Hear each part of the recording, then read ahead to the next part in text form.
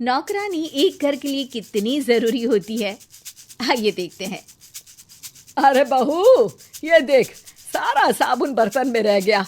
ये नौकरानी कोई काम नहीं करती, गंदा काम करके चली जाती है और ढेर सारा पैसा ले जाती है। अरे मम्मी जी, उसने तो साफ किया ही था। मेरे ही हाथ से इस ग्लास में सर्फ गिर गया था। अरे बस कर झूठी, उसे बचाने के लिए सारी जुगत लगा ले, लेकिन मैं तो इसे निकाल कर ही रहूंगी। हमारे जमाने में ना कोई नौकरानी थी और ना ही ये चिकने बर्तन। चूल्हे के जले बर्तनों को राख रगड़ कर साफ किया करती थी मैं। अरे माँ जी, मैं कहाँ बचा रही हूँ उसे। और वैसे भी आजकल नौकरानी जरूरत नहीं, स्टेटस सिंबल बन गया है।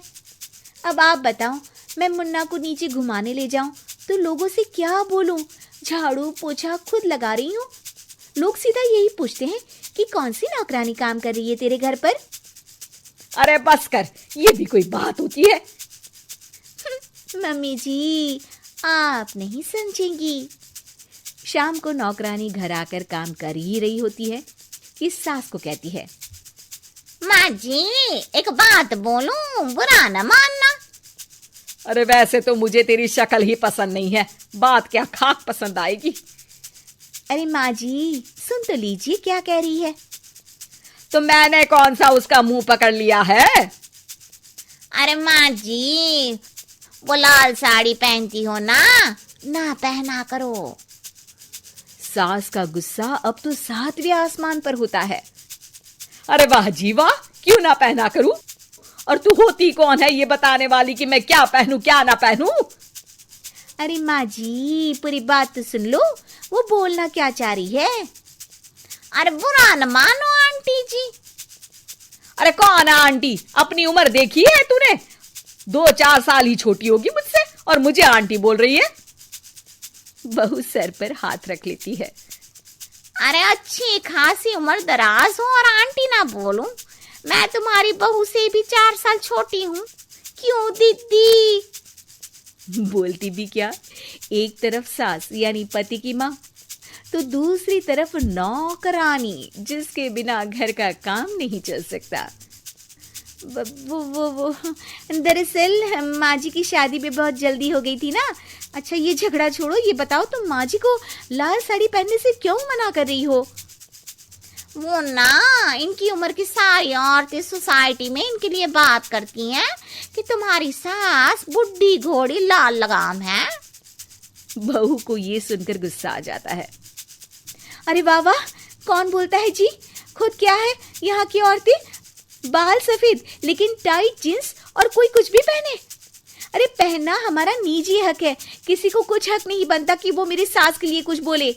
मैं आज ही जाकर माँ जी के लिए लाल जींस लेकर आऊंगी, फिर देखो कोई क्या बोलता है। अरे चुप लाल जींस।